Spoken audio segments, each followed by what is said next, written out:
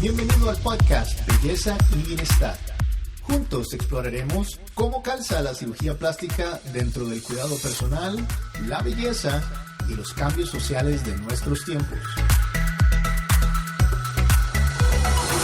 Presentado por la doctora Madeleine Centeno, cirujana plástica de Universal Plastic Surgery en Costa Rica y miembro de la Sociedad Americana de Cirujanos Plásticos.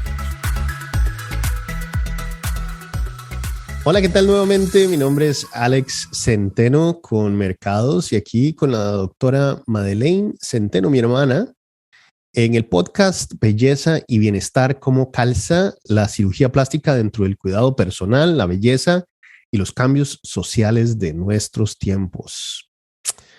La doctora Madeleine Centeno es cirujana plástica, miembro de la Sociedad Americana de Cirujanos Plásticos. Bienvenida.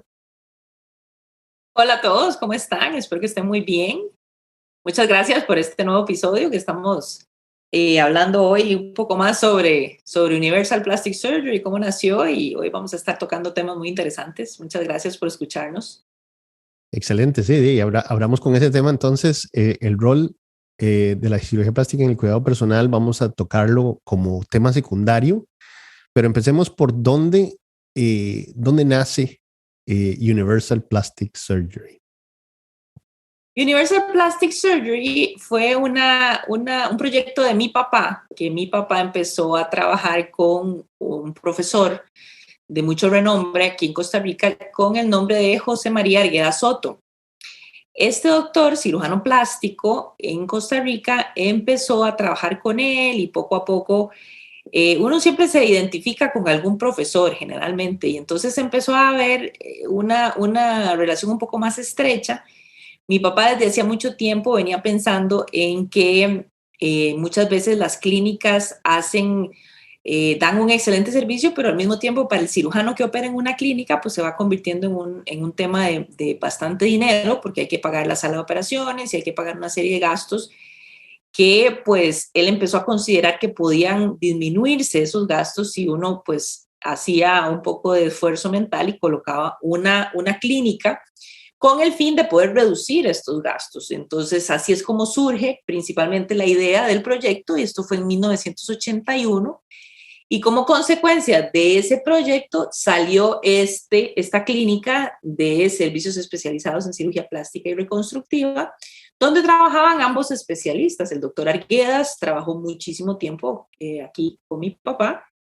Posteriormente, pues desgraciadamente él falleció por problemas de salud, y mi papá poco a poco pues se siguió encargando del proyecto, y ya posteriormente pues vine yo en años después, pero en 1981 surge este gran proyecto en donde empiezan a hacer, pues primero se hacía consulta en estas zonas, y pues poco a poco fueron planeando cómo crear una sala de operaciones, cómo empezar a hacer procedimientos quirúrgicos en este lugar, cómo crear las condiciones perfectas para seguridad de los pacientes, para que todo fuera dentro de un marco de profesionalismo y seriedad absoluta. Y entonces van haciendo esta clínica en donde, bueno, pues llegamos al punto en el que ahora actualmente tenemos 2 salas de operaciones, pero todo fue saliendo así, ¿verdad? En 1981, hace 41 años este año, que estamos cumpliendo 41 años de estar al servicio de pacientes nacionales e internacionales, y así es como empiezan poco a poco creando este proyecto de salud, que fue un proyecto que poco a poco fue convirtiéndose en el gran centro que tenemos actualmente, en donde tenemos 2 salas de operaciones, donde hemos logrado realizar todo tipo de cirugías. Estamos completamente capacitados desde el punto de vista técnico y de infraestructura, como de profesionalismo también, con el fin de hacer todo tipo de procedimiento quirúrgico en el área de cirugía plástica. Desde que nace Universal, ¿hacen todos los procedimientos de cirugía plástica o han evolucionado los procedimientos conforme han pasado los años? ¿Ha cambiado lo que se hace en la cirugía plástica o ha sido más o menos siempre lo mismo?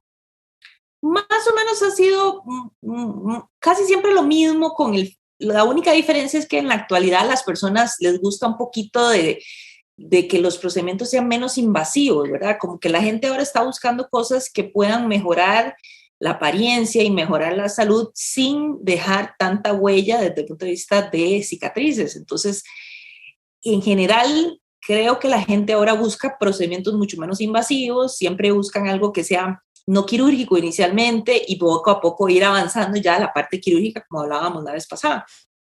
Sí. Y en términos de la mamoplastía, que es el tema que nos compete, digamos, hoy más, ¿ha cambiado algo sobre la mamoplastía como se hacía hace 40 años o sigue siendo más o menos el mismo procedimiento? Pues han nacido algunas técnicas que son un poco novedosas, sin embargo, dependiendo de las necesidades de la paciente y el diagnóstico que uno tenga al final, prácticamente digamos, la cirugía correctiva de mama, prácticamente que es la misma desde hace 40 años, ¿verdad? Es casi que igual. Pero una de las cosas que por lo menos desde mi perspectiva veo es, y que me parece increíble para mí, es que, digamos, una de las tendencias sociales es que cuando nosotros crecíamos, para las quinceañeras, era muy normal pedir un 15 años como fiesta de quinceañera, o sea que se rentaba un lugar y en ese lugar llegaban todos los familiares con vestidos de gala, etcétera, ¿verdad? Una comilona y en general era celebrar a la quinceañera, digamos que el paso a la adultez, o sea, pasar de ser una niña a ser una mujer, ¿verdad? Pero en los últimos años se ha convertido como en una tendencia el intercambiar esa fiesta por implantes mamarios.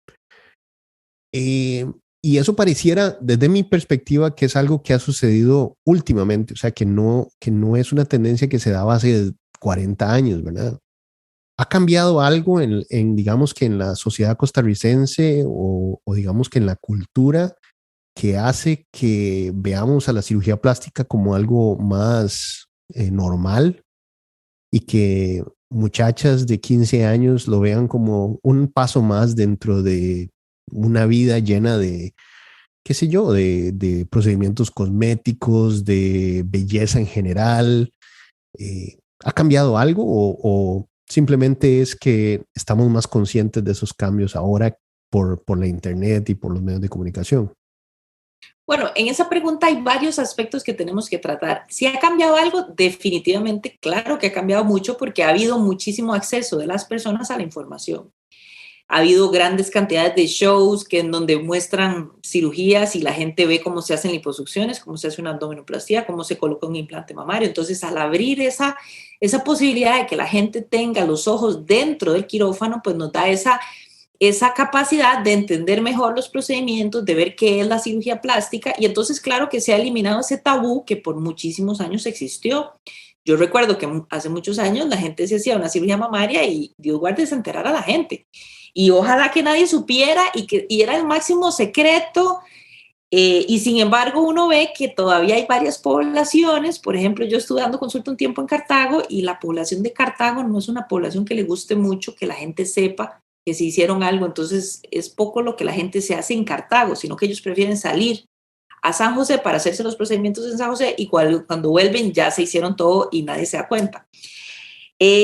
Ahora, desde el punto de vista del 15 años que se realizaba anteriormente y que ahora las quinceañeras piden otro tipo de cosas, es bastante delicado el tema porque por lo menos nosotros en temas de reconstrucción o de cirugía plástica tratamos de hacer cirugía plástica solo en mayores de edad. Una muchacha de 15 años no tiene la responsabilidad, primero la responsabilidad tienen sus padres y por otra parte la madurez psicológica para poder comprender qué está solicitando y por otra parte también el crecimiento físico no se ha completado a los 15 años, por lo tanto hacer cirugías antes de los 18 años no es conveniente en muchas cosas, pero bueno, en mama es una de las más importantes porque la mama es una glándula que está sometida a muchos cambios hormonales y que a veces a los 15 años ni siquiera se ha empezado a desarrollar y a veces son 20 años y la persona todavía no ha terminado de desarrollar sus glándulas mamarias. Entonces, es un tema bastante complejo. A mí no me gusta en particular operar niñas menores de 18 años, a menos de que tengan glándulas mamarias muy grandes y necesiten una reducción. En ese caso sí se hace. Y sí está indicado que uno haga la cirugía porque generalmente más bien el problema social asociado al aumento mamario, que en estos casos a veces es bastante severo, está relacionado con problemas de autoestima, también con los muchachos que molestan mucho a estas muchachas, que las hacen sentir incómodas, que se sienten, ¿verdad? Que como que les hacen bullying por esta situación. Entonces el problema psicológico da más afectación que tener el problema médico. Entonces en ese caso sí se indica hacer la cirugía de reducción mamaria. Pero generalmente cirugías de aumento mamario no se recomiendan en personas menores de 18 años. Y por esa razón nosotros aquí no hacemos ese tipo de cirugía. Hacemos tipo de cirugías más bien de tipo reconstructivo, cuando por ejemplo un niño tiene las orejitas demasiado salidas, o un niño que tiene más bien que nació sin una oreja y que necesita una reconstrucción, o ese tipo de cirugías que sean correctivas y que ayuden al niño más bien a tener una vida normal. Eso sí lo hacemos, pero cirugías estéticas en menores de 18 años no se recomiendan.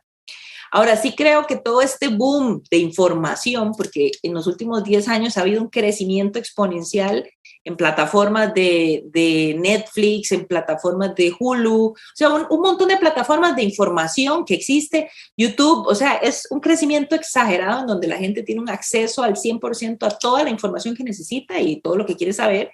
Y entonces eso obviamente ha hecho que bajen muchísimos los tabúes en relación a la cirugía plástica y muchos otros temas, pero en particular de la cirugía plástica. Y creo que eso ha ampliado la mente de la gente como para darse cuenta pues que la cirugía plástica también desde un punto de vista apropiado y en un contexto educado y en un contexto de conocimiento con profesionales que se dediquen realmente a este tipo de cirugía, que sean certificados para trabajar en Costa Rica, permite que todo esto se produzca de una forma natural y que no sea mal visto como anteriormente era.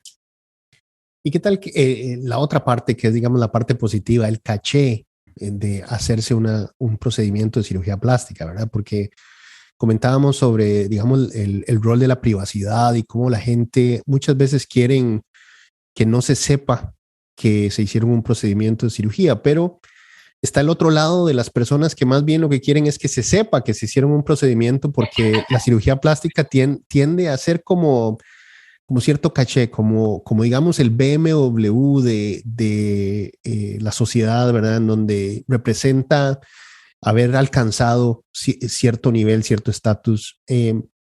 ¿Ha cambiado eso? ¿Sigue siendo igual? Bueno, pues pienso que sí, hay cierto caché de poder decir, uy, pero es muy difícil, volvemos a lo mismo, en esa pregunta también hay un montón de respuestas. Número uno, la gente que dice, yo no quiero que se me note, eso es básicamente imposible. Una persona que se hace cirugía facial, por supuesto que se le va a notar porque se va a ver 15 años más joven. Una persona que se opera los párpados se va a ver 15 años más joven y es imposible que la gente no lo note. Ahora, una persona que se opera las mamas, por ejemplo, que antes usaba talla 40 triple D y ahora está usando una copa C, es obvio que la gente se lo va a notar. Y se lo notan para bien, porque yo tampoco creo que sea para mal, sino que se ve bien, la persona luce bonita. Además, el tener menos complejos, porque hace que el ser humano florezca en su personalidad, que se sienta muy seguro de ponerse un vestido más confiado. Top, claro. Y entonces se siente más bonito, se siente más alegre, se sienten más contentos y usualmente pueden dejar de pensar en ese problema, porque cuando una persona tiene un complejo, generalmente está diciendo, uy, mira, aquel volvió a ver para acá y me está viendo la panza, o me está viendo las orejas, o me está viendo la nariz, y tal vez le está viendo los ojos verdes que tiene la persona. Y está diciendo, qué bonitos ojos tiene esa persona. Y la otra persona está diciendo, ahorita me va a decir algo, porque yo tengo una nariz fea y eso es lo que me está viendo. Y no necesariamente es así, pero claro, uno tiene un complejo interno y uno dice, no, todo el que me ve me está viendo porque tengo ese problema y porque tengo ese defecto. Claro. Entonces, pues llega un punto en el que también yo pienso que uno tiene como que preocuparse tanto por el qué dirán o qué va a pasar, porque generalmente la persona se ve tan bien y los cambios son tan positivos que también impulsan a que las personas tomen otras acciones en su vida que generalmente se relacionan a iniciar ejercicios o a tener una vida más saludable desde el punto de vista alimenticio. Y entonces todo esto se traduce en un gran proceso que generalmente está asociado al cambio de la cirugía, pero que también va dando otros frutos en otras áreas de la vida y ayuda a que la persona se sienta mucho más segura en su propia piel. Excelente. Bueno, hablemos sobre la mamoplastía en términos del aumento mamario y en específico los implantes. ¿Qué es? Hablemos de los tipos de implantes Y bueno, ¿qué es la cirugía de aumento mamario? Ok, la cirugía de aumento mamario es una cirugía en donde podemos darle un volumen a la mama que ha perdido volumen por diversas razones. Está la persona que nunca creció su mama, personas de diversas edades, porque he tenido personas desde los 18 años que dicen no quiero tener una mama pequeña, a como he tenido personas de 40, 50 años que después de tener a sus hijos y que dieron lactancia, la mama nunca creció y entonces quieren hacerse un aumento mamario. Existen varios tipos de aumento mamario. El aumento mamario se puede hacer con implantes mamarios, que en este caso se hacen con implantes de silicón, y existe el aumento mamario con grasa de la propia persona, que eso se llaman injertos de grasa. Entonces, ¿cuáles son las ventajas y las desventajas de cada uno de los métodos? Todo lo que sea propio del organismo generalmente es un poquito mejor que lo que es un cuerpo extraño. Los implantes de silicón se consideran cuerpos extraños porque entran al cuerpo y no son parte de un cuerpo normal.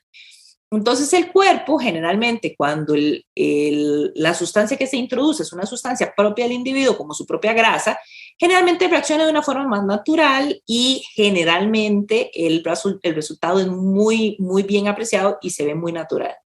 Por supuesto que esto va a depender claramente de la técnica quirúrgica, pero sí es importante que la gente sepa que existe esa posibilidad de que uno pueda hacer un aumento mamario sin necesidad de utilizar implantes de silicón. Ok, y la otra forma es usando implantes de silicón, como también sabemos, existen gran cantidad de implantes de silicón, existen los implantes rellenos de suero fisiológico y existen los implantes rellenos de silicón en gel. Tienen sus pros y sus contras. Digamos, la literatura dice que las personas que usan implantes de gel, su resultado es un poco más natural, que se parece más a una glándula mamaria normal. Las personas que usan el implante relleno de suero fisiológico dicen que el hecho de que no tengan tanto gel de silicón dentro de su organismo les tranquiliza un poco en ese sentido. Ahora, desde el punto de vista técnico, en el caso mío que me ha tocado sacar implantes viejos, es interesante que uno a veces saca el implante viejo que es de suero fisiológico y lo ve lleno de suciedad por dentro, hongos, y se ve completamente sucio eso y uno dice, no sé, no, si fuera yo no me gustaría tener implantes de silicón dentro de mi cuerpo porque se pueden ensuciar y pueden estar infectados de hongos.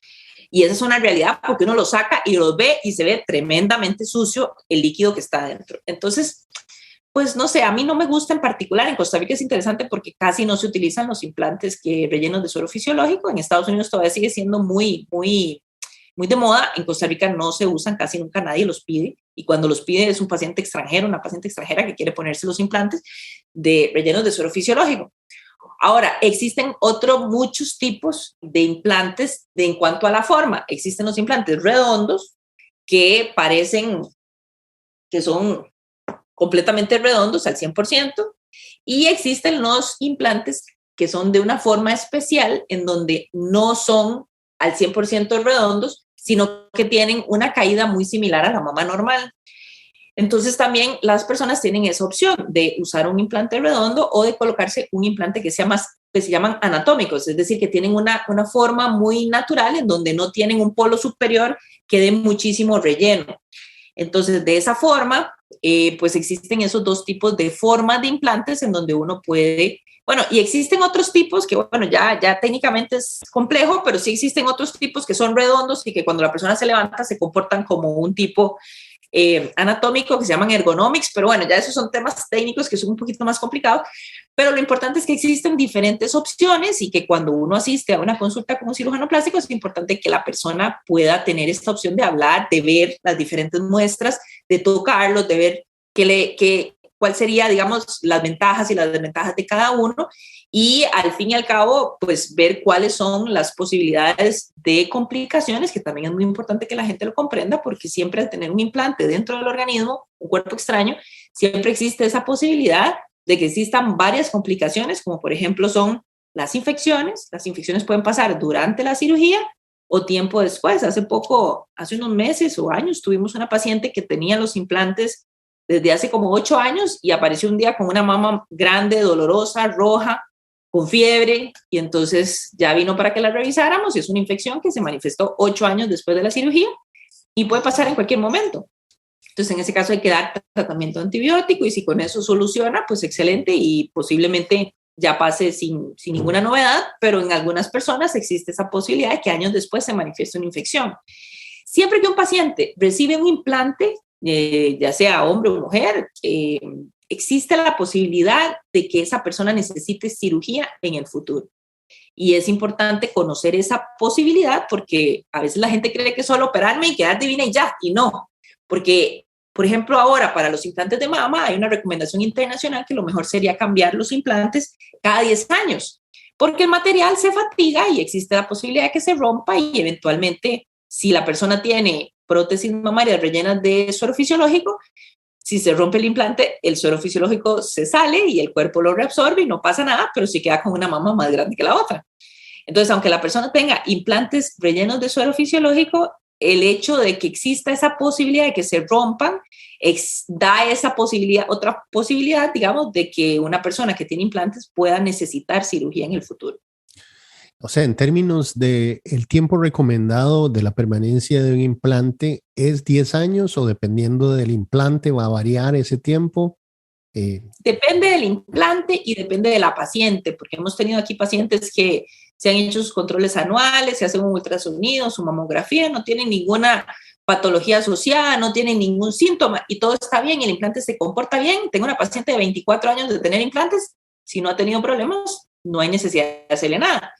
Ahora, lo que sucede muy frecuentemente es que las mujeres, una vez que se ponen implantes, muchas veces sufren muchos cambios físicos, ya sea que tuvieron hijos, dieron lactancia, o aumentaron de peso o bajaron de peso. Entonces, el problema de la glándula mamaria es que es una estructura del cuerpo que está muy sometida a muchísimos cambios y al estar sometida a aumentos de peso, a disminuciones de peso, aumento de tamaño por la lactancia o disminuciones una vez que la leche se seca, todos estos cambios producen generalmente una caída de la mama y una necesidad de reconstrucción porque la persona se siente muy inconforme y muy decepcionada de la forma de la mama que toma una vez que pasan todos estos cambios. Entonces, por eso esa es la razón por la que las mujeres generalmente intentan solucionar este tipo de problemas. Bueno, en términos de aumento mamario, ¿cuáles son las principales preguntas que las pacientes traen a la mesa cuando están decidiendo si quieren hacerse implantes o no? ¿Hay algo en específico que salta, que es a mí todas las pacientes me preguntan siempre lo mismo sobre el implante mamario o no? Casi todas las mujeres preguntan, ¿se va a sentir el implante? ¿Se va a saber que tengo implantes? Y la respuesta es no. Casi nunca se sienten los implantes y en los casos en los que sí se siente es porque la persona es muy, muy delgada y tal vez ha bajado mucho de peso o tiene muy bajo contenido de grasa en el cuerpo y entonces en ese caso sí se puede ser que los implantes se vean. Otra pregunta muy frecuente que recibo muchísimo es, ¿puedo dar de mamar después de la colocación de los implantes mamarios? Y eso, claro que sí, la persona puede dar de mamar porque siempre los implantes mamarios se colocan detrás de la glándula mamaria. Dependiendo del criterio que la persona tenga, el médico, el cirujano plástico, dependiendo del criterio que tenga, puede colocar el implante detrás de la glándula mamaria o detrás del músculo pectoral. Y en los dos casos, la persona igual puede dar de mamar después de colocarse implantes mamarios. Perfecto. Pasemos entonces a la mamoplastía de reducción. Primero que todo, ¿por qué hay necesidad de reducción? Digamos que en el caso de una persona que ya ha tenido implantes por muchos años y ya no quiere tener implantes. Y segundo, en el caso de una paciente que desde el principio quisiera reducir el tamaño de las mamas. El tamaño de las mamas se va a relacionar mucho con la cantidad de hormonas que tenga la persona en el cuerpo. Entonces, si su secreción de estrógenos es elevada y además, como en la edad reproductiva, ¿no? Cuando nosotros estamos en edad reproductiva, las mujeres tenemos una gran cantidad de hormonas en el cuerpo. Y si la mama tiene una sensibilidad aumentada a este estímulo hormonal, entonces se produce un crecimiento anormal, que no siempre sucede, pero existe la posibilidad de que haya niñas de 13, 14, 15 años que en algunas ocasiones tienen una gran sensibilidad al estímulo hormonal y se produce un crecimiento muy, muy severo que en algunos casos es necesario operar a esa edad, a los 13, 14 o 15 años. Y lo que se hace es reducir el tamaño mamario para que la persona pueda tener un tamaño un poquito más normal de acuerdo a su marco, al marco de la espalda y a su contexto general, porque usualmente lo hacemos de acuerdo al peso de la persona. Es importante que estas niñas generalmente sufren problemas psicológicos asociados y son bastante severos. Generalmente tienen mucho problema de autoestima y de personalidad, tratan de esconderse ya sea en el peso, entonces aumentan de peso a veces para que las mamás no se noten. Y en algunas ocasiones también utilizan prendas de ropa muy grandes como suéteres que les tapen y que generalmente no se les note absolutamente nada de la zona mamaria. Entonces sí es importante, ¿verdad?, detectar esto en las muchachas, especialmente en edad reproductiva, como entre los 3 y los 15, a ver si están teniendo ese tipo de problemas, porque cuando tienen un crecimiento muy severo, también en algunas ocasiones se dan problemas de espalda porque la persona trata como de esconder sus glándulas mamarias y entonces todo esto se va asociando a un problema de personalidad. La persona no quiere ponerse ropa bonita, no quiere lucir atractiva, no quiere que se le note nada y eso se va complicando y complicando y en algunas ocasiones necesitan terapia psicológica también. Ahora, desde el punto de vista de una persona que ha tenido implantes mamarios y que quiere reducir sus mamas, que eso ahora está bastante de moda porque hace unos años se utilizaban mucho los implantes bastante más grandes que ahora. Ahora se utilizan implantes un poco más pequeños, que las personas puedan hacer actividad física, porque ahora hay una moda general de salud, de estar en forma, de hacer ejercicio, de comer saludable. Entonces, todo esto ha venido a disminuir un poquito el tamaño de los implantes que la gente está utilizando y ahora la gente prefiere tamaños un poco más pequeños. Entonces, algunas personas que se pusieron implantes hace 20 años o 15 años, posiblemente ahora estarían buscando tamaños un poco más pequeños, que sean un poco más cómodos para salir a correr o para andar en bicicleta o para nadar. Y eso sí lo estamos viendo con cierta frecuencia, que ahora la gente pues busca implantes un poco más pequeños. Y en ese caso, lo que se hace, hay que hacer una disminución del sobre o del espacio que existe para el implante para poder colocar el implante y que la mama se vea bien con un tamaño menor, pero claro que se puede hacer y lo hacemos bastante frecuentemente en donde sacamos el implante, cambiamos el implante si la persona ya tiene más de 10 años, porque esa es la recomendación actual, aunque como te digo, a veces las personas no necesitan el cambio, pero pues lógicamente si uno va a abrir y la persona quiere un implante más pequeño, pues hay que cambiar el implante de todas formas. Y en algunas ocasiones uno abre y la paciente no tiene ningún síntoma y el implante está roto. Entonces, a veces también uno abre y son unas sorpresas que se encuentra. Pero bueno, en general la recomendación internacional es cambiar el implante más o menos cada 10 años, cada 10, 15 años. Perfecto. Una de las cosas de la que conversábamos es la medición o el tamaño recomendado basado en la medición de la espalda o digamos que el peso de la persona. Y leía un artículo sobre belleza que identificaba que las dimensiones de la cara en específico son muy determinantes de la percepción de belleza de la persona. Entonces, si una persona tiene algunos milímetros de diferencia entre la posición de un ojo o el otro, inmediatamente cambia la percepción que tienen las personas sobre su belleza, la percepción de la belleza de la persona.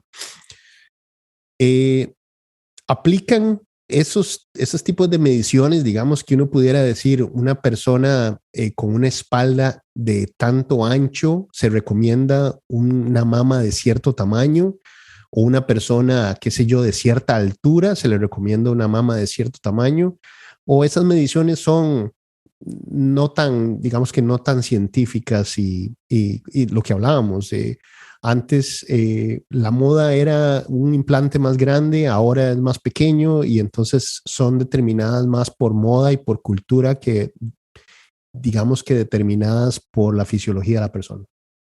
Sí depende mucho de la cultura. Definitivamente hay países donde las mamas son muchísimo más pequeñas y hay países donde las mamas tienden a ser más grandes. Digamos, si uno va a Brasil, en Brasil igual los glúteos tienden a ser muchísimo más grandes que, por ejemplo, aquí.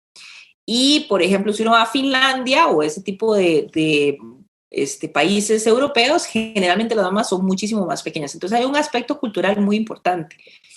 Ahora, desde el punto de vista de tamaño, hay un tema muy interesante que es el tema del gusto. Y es muy interesante porque muchas pacientes vienen y me dicen, es que yo me operé hace 6 años y le pedí al médico que me pusiera unos implantes bien pequeñitos y me los puso bien grandes. Y a mí eso me llama la atención porque si uno va a donde un cirujano y le pide que le haga un procedimiento quirúrgico de un tamaño en particular, me llama la atención que el médico al final decida poner todo lo contrario a lo que la persona pidió. Claro. Entonces, es muy importante respetar el gusto de la persona. Nosotros aquí, yo tengo la ventaja de que tenemos muchísimos implantes de tamaños diferentes de muestras y entonces yo le pido a la persona que se ponga un brasier de los posoperatorios que nosotros usamos y le vamos poniendo los tamaños diferentes hasta que la persona se sienta cómoda, se ponga su ropa, se vea en el espejo y diga, sí, este tamaño es el que me gusta porque el peso sí es el que va a sentir y más o menos la idea que de cómo se está viendo en el espejo es algo muy parecido a cómo va a quedar, muy parecido, no igual, pero algo muy parecido. Y entonces eso nos da la opción de ver si se ve cómodo, si ese movimiento le serviría, ese tamaño para el tipo de movimiento que ella hace, el tipo de ejercicios que le gusta o el tipo de vida que le gusta llevar. Y entonces todo eso se traduce finalmente en una elección de tamaño que generalmente tiene que ver con muchos factores en particular. Uno de los factores es el marco de la espalda y la altura de la persona. Si la persona tiene un marco de espalda bastante ancho y es bastante alta, pues le permite tener tamaños un poquito más grandes de implantes mamarios, pero generalmente esa no es la regla. La regla en general, en mi caso, es tratar de dar una recomendación cercana a lo que la paciente quiere y cercana a lo que desde el punto de vista médico se le podría ver mejor. Entonces, es como un conjunto de todo, ¿verdad? Conforme vamos hablando, yo voy midiendo qué es lo que la persona quiere, cómo es que le gustaría y poco a poco vamos llegando a un tamaño de elección final. Sí, un consenso. Exacto.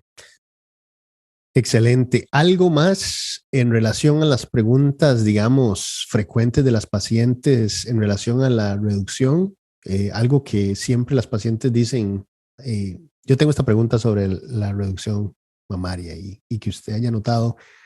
Bueno, esa también es una pregunta muy frecuente, que si la persona que se hace una reducción mamaria va a poder dar lactancia materna, especialmente cuando hacemos la cirugía en personas de 13, 14 o 15 años. Y la respuesta es sí, porque siempre tratamos de mantener una zona de glándula mamaria justo detrás del pezón que pueda ser capaz de producir la leche que la persona necesita para la lactancia materna. Perfecto. Bueno, entonces pasemos a la parte final del podcast de hoy, con las preguntas del tema. Entonces, ¿puede la mamoplastía aumentar el riesgo de cáncer de mama? No, la mamoplastía en general, mamoplastía quiere decir cirugía mamaria. Cualquier cirugía mamaria es una mamoplastía. Puede ser una mamoplastía de aumento, una mamoplastía para levantar la mama, que es una mastopexia, o una mamoplastía de reducción. Y generalmente este tipo de cirugías no aumentan el riesgo de cáncer de mama, pero sí existe la posibilidad de que disminuya un poco la posibilidad de diagnóstico. Por ejemplo, una persona que tiene implantes mamarios puede tener una pequeña dificultad o una mayor dificultad para un diagnóstico de una masa en la mama que tal vez sin tener los implantes mamarios se hubiera dado cuenta antes.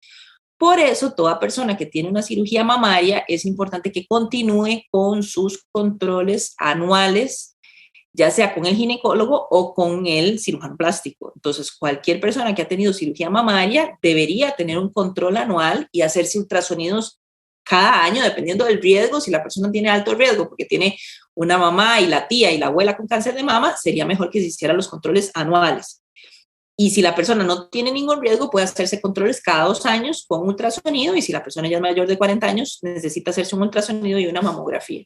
Y si estos controles están normales y la persona no se siente, claro, el autoexamen mensual también se recomienda, estarse revisando la mama para ver que no haya masas diferentes que han crecido en los últimos meses. Y entonces eso permite que la persona tenga una mayor facilidad para darse cuenta si alguna masita de algún quiste o alguna cosa está creciendo fuera de lo normal y se está convirtiendo en un cáncer. Todas estas cosas sumadas, si nosotros tenemos una persona que mensualmente se revisa, que además se hace ultrasonidos cada 2 años, que se hace una mamografía cada 2 años porque es mayor de 40 años y que además tiene un control con su ginecólogo o con su cirujano plástico, pues lógicamente que van disminuyendo las posibilidades de que el cáncer pase desapercibido en caso que aparezca. Pero lógicamente, pues toda mujer tiene un riesgo inherente solo por el hecho de tener glándulas mamarias, y eso es importante porque a veces a la gente se le olvida. Yo he tenido aquí pacientes de 40 años, 30 años que les digo, ¿cuándo se hizo su último ultrasonido? Y me dicen, nunca. Y eso llama la atención. En una etapa en la que existe tanta difusión de la información sobre que ahí es necesario hacerse exámenes, de que es necesario hacerse un ultrasonido, que es necesario estar en control, Y bueno, el tiempo pasa muy rápido y a uno se le olvida que ya pasó un año, que ya pasaron 2, ¿verdad? Y pues es importante siempre recalcar eso, ¿verdad? Que hay que estar en control, que hay que hacerse el Papa Nicolau cada año, que hay que hacerse el ultrasonido mamario, porque son zonas que pueden estar sujetas a la aparición de un cáncer en cualquier momento. Bueno, y si la mamoplastía no aumenta el riesgo de cáncer de mama, puede disminuir el riesgo de cáncer de mama, porque creo que hace algunos años como que se escuchaba el tema sobre la actriz Angelina Jolie, que hablaba sobre el historial de su familia y que en general tenían, creo que era una proteína o algo genéticamente que les hacían... Sí, genes que les hacían más prone a desarrollar el cáncer de mama. Entonces, ¿puede disminuir el riesgo de cáncer de mama la mamoplastía de reducción? Totalmente. La mamoplastía de reducción, eso es una cirugía en donde no se elimina el 100% del tejido mamario, pero se elimina una gran cantidad de tejido mamario, entonces ayuda a disminuir el riesgo. Y la mastectomía profiláctica, que es lo que se hizo Angelina Jolie, que es una cirugía en la que uno elimina la mayor cantidad de tejido mamario de la persona, todavía disminuye más el riesgo de cáncer de mama. Ahora, la pregunta es, si yo tengo 10 dedos y tal vez me puede dar un cáncer en un dedo, ¿me lo corto?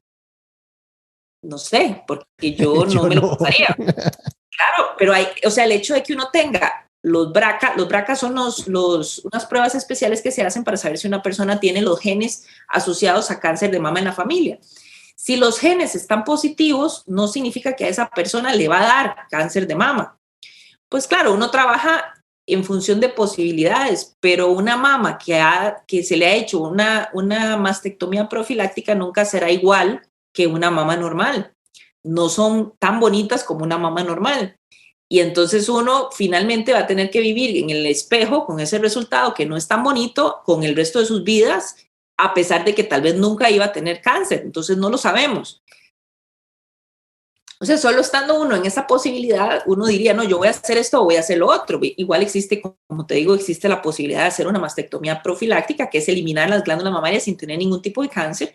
Y esa es una posibilidad que las mujeres pueden accesar a esa posibilidad de quitarse las mamas, pero sí es importante también saber que los resultados nunca son iguales a una mama normal. Perfecto. Hablemos de las últimas 2 preguntas rápidamente. ¿Cuánto dura la recuperación después de la cirugía de mamas? La cirugía de mamas generalmente, si son, por ejemplo, por implantes mamarios, que las incisiones son bastante pequeñas, como de 5 centímetros o 4 centímetros, la cirugía de mamas generalmente dura como entre 5 y 7 días para que una persona se sienta ya como en perfecto estado para hacer funciones normales, y como en tal vez unos 20 días ya podría estar haciendo ejercicio. Ahora, la cirugía de reducción mamaria, es la cirugía que tiene las heridas más grandes, puede ser que necesite un poquito más de tiempo. La persona parecido a los 7 días ya puede estar haciendo cositas pequeñas, como, qué sé yo, a los 5 días bañándose, peinándose, cosas más pequeñas, y como a los 25 días o un mes ya haciendo ejercicio, que son las cosas más pesadas. Perfecto. Y finalmente, ¿necesitaría una persona cirugías adicionales después de tener una mamoplastía? Existe la posibilidad de que después de que uno hace una cirugía mamaria no queden muy parecidas. Ahora, hay una cosa, lo que decías ahora, del tema de la belleza, se me olvidó decirte, que en el tema de la belleza, una cosa que es muy importante es la simetría entre las estructuras. Se ha visto que las personas que se consideran más atractivas es porque son mucho más simétricas, es decir, los ojos son muy parecidos. Claro, uno sabe por experiencia también, hay diferentes aplicaciones que parten la cara en 2 y entonces uno puede saber si su mitad derecha es parecida a la mitad izquierda y son totalmente diferentes. Uno siempre sabe que sus mitades son muy diferentes y si uno ve los pies, generalmente un zapato queda muy bien y un zapato no queda tan bien, uno queda más apretado que el otro. Las manos, hay unos anillos que le quedan a uno en una mano y en la otra mano no. Y eso es porque existen una gran cantidad de diferencias entre las estructuras del lado derecho a las del lado izquierdo. Pero desde el punto de vista de la belleza, se ha visto que las personas entre más simétricas son, más bellas se aprecian. Entonces, en las mamas es muy importante que las mamas se vean lo más simétricas posibles. Y me pasa muy frecuentemente que tenemos pacientes que una mama crece muchísimo. Por ejemplo, hace como 3 días operé a una paciente que le tuve que quitar 900 gramos de una mama y la otra mama le quité solo 100 gramos porque una mama era pequeñita y la otra era gigante. Entonces, eso es lo importante, tratar de lograr que las mamas se vean lo más simétricas posibles para que eso se traduzca en belleza.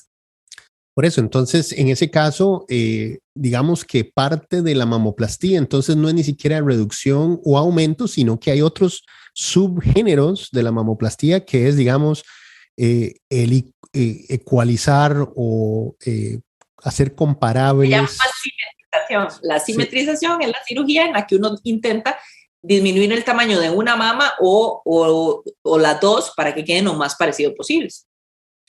Excelente. Bueno, muy bien. Este ha sido el segundo episodio de nuestro podcast Belleza y Bienestar, cómo calza la cirugía plástica dentro del cuidado personal, la belleza y los cambios sociales de nuestros tiempos con la doctora Madeleine Centeno. Todo un gusto. No sé si quieres decir algo más para finalizar o si no, esto concluiría nuestro podcast del día de hoy. No, solamente que estén atentos al siguiente podcast porque siempre estamos intentando tocar temas muy relevantes y muy interesantes para cada uno de ustedes. Gracias. Excelente. Si tienen algunas dudas o si quieren consultar directamente con la doctora Madeleine Centeno, lo pueden hacer visitando el sitio web de Universal o en Facebook o Instagram. Toda esta información la pueden encontrar en plasticsurgerycr.com, plasticsurgerycr.com. Les recomiendo que sigan el canal o el grupo de Facebook, porque ahí encuentran información no solo sobre los podcasts, sino que además los últimos videos de la doctora y del doctor Centeno hablando sobre temas súper interesantes, información que no se encuentra en ningún otro lado en internet. Así que saludos cordiales y hasta la próxima.